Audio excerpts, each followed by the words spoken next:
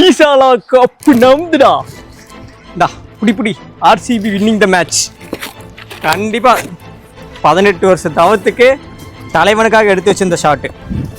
அடே தலைவனுக்காக எடுத்து வச்சிருந்த ஷாட்டு.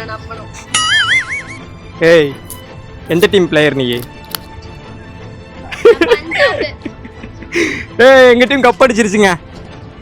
ஈசாலா கப் நம்புதே. கையில வச்சிருக்கீங்களா?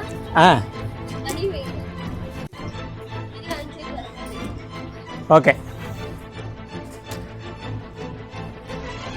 For Virat Kohli. This is one for Virat Kohli.